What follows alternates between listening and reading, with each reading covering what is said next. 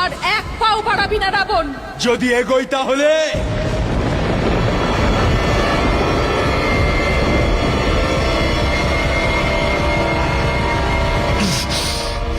সাবধান রাবণ, আমার কাছে আসার চেষ্টাও করিস না, তা না হলে আমি তোকে এই তৃণ দিয়েই মেরে ফেলবো।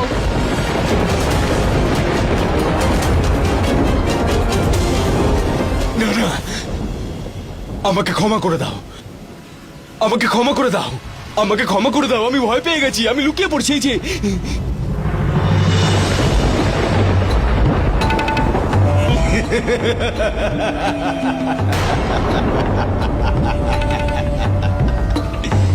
আমি রাবণ, অমর, আমি অমর।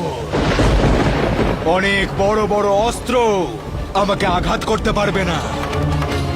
আর তুমি তুমি এই ছোট্ট একটা তীর দিয়ে আমাকে আটকানোর চেষ্টা করছো। একটু দাঁড়াও।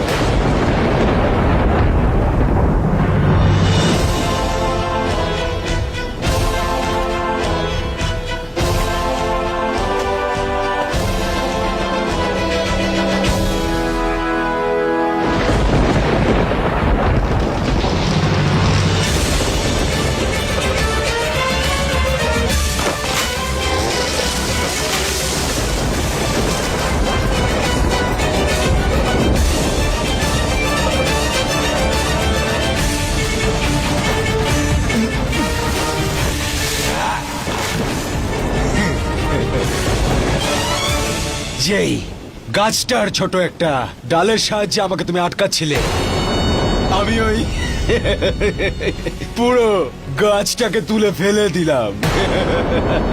স্বামী,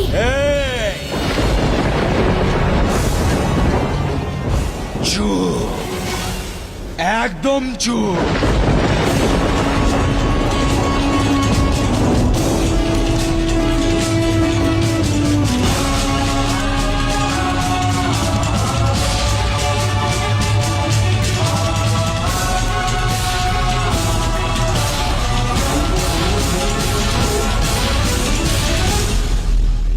হে ঈশ্বর,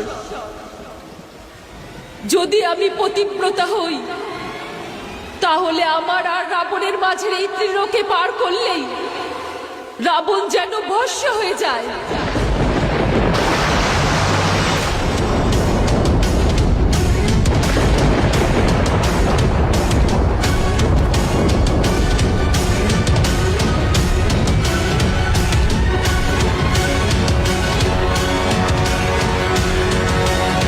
হে রাবণ, এটাও ভুলে যেও না, নলকুবের তোমায় অভিশাপ দিয়েছিলেন, যদি তুমি কোনো স্ত্রীর ইচ্ছার বিরুদ্ধে তাকে স্পর্শ করার আস্পর্ধা দেখাও তো তোমার মস্তক ছিন্ন ভিন্ন হয়ে যাবে।